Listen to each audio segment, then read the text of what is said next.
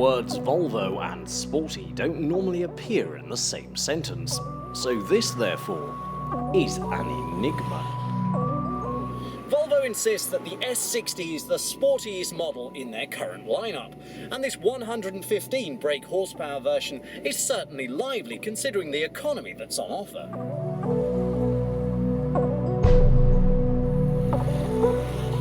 They've taken a fresh look at the car's core values, throwing around exciting words such as performance and dynamic handling during the planning stages. And then after years and years of development, they've come up with a car that is even safer.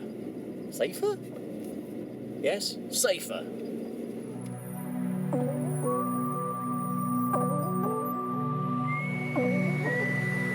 City safety auto braking is a standard feature on this car, but if you opt for the adaptive cruise control, you get something even better.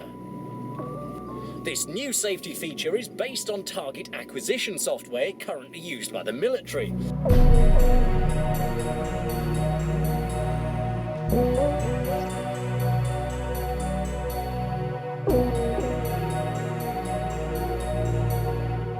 The camera recognises people from their movement profile and silhouette, then warns you if it thinks they're about to do something really stupid.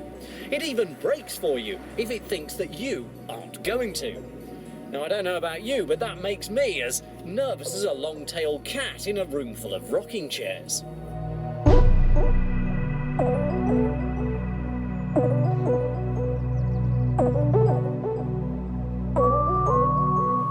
So in theory, if I travel below 19 miles per hour behind this vehicle and don't bother applying the brakes when it stops, the car should take over and everything should be just fine. But hang on, as I recall, in a recent demonstration of this car's city safety system, it hit a small snag. Well, actually, it hit more than a snag. You see, instead of automatically braking and stopping when its light detection and ranging system detected a lorry blocking the carriageway, the S60 smashed pathologically straight into the back of it. No, I'm sorry, I bottled it. I cannot trust my no claims bonus to a Volvo's artificial intelligence.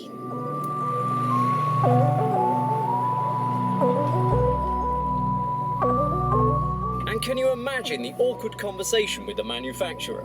It's not my fault that your car can't anticipate my stupidity. Yeah.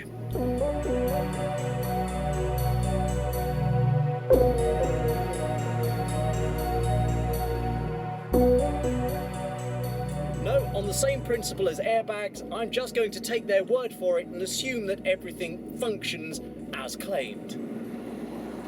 But there are other control freak issues. For example, the other day I had to take the dog to the vet and dared to use the passenger seat. The car went nuts. Have you ever tried to get your Great Dane to strap in or your Border Collie to buckle up? No, they don't like it, do they?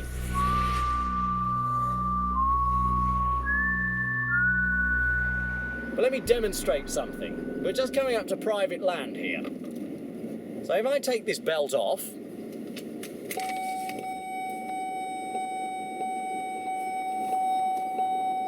and that never, ever, ever shuts up, ever. And you might think you could just put the dog in the back seat. No, any seat, any seat belt has exactly the same effect.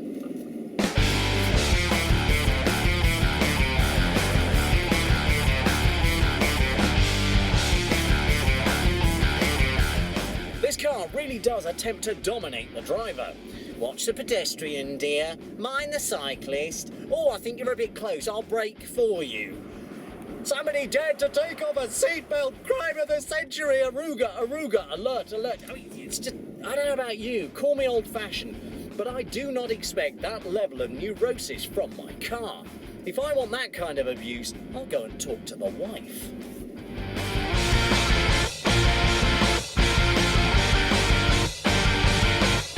This particular car is the D2 SE with a few optional upgrades fitted.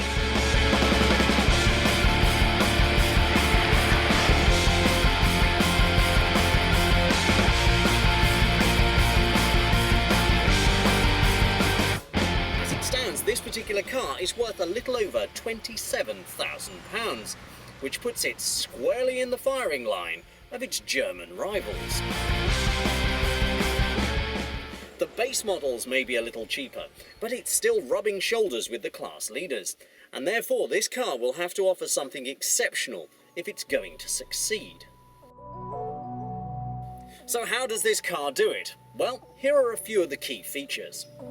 Numerous airbags and reinforced bodywork make it one of the safest things on the road, and it feels like an expensive executive saloon, thanks to the use of nice materials. But Volvo has gone all out to make this one of the most energy-efficient executives too. For example, start-stop technology helps to reduce fuel consumption by up to 5% in the combined cycle by shutting down the engine in heavy traffic. And there are more clever gizmos. To boost economy even further, drive models are fitted with brake energy regeneration. Now what that really means is that when the battery reaches an 80% charge, the engine management systems will only engage the alternator when you're braking. Because of this, there's less energy drawn from the engine, and Volvo reckon that this one item could save you 3% of your fuel consumption.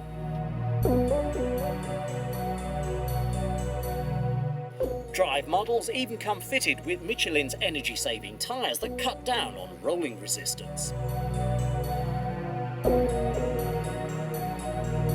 According to Volvo, over 70% of sales of this car are likely to be to companies, with 3/4 of those buyers opting for the diesel engine. Therefore, this really low CO2 version is sure to be good news for company car drivers, because at the moment it is best in class when it comes to benefit-in-kind tax. So it's economical to run, built like a proverbial brick privy, and easily the best-looking Volvo saloon on the market. Therefore, we think it's a worthy rival to Volkswagen's Passat. But before you rush out to buy one, just be aware that a new facelift version with extensive revisions inside and out will be on sale very soon.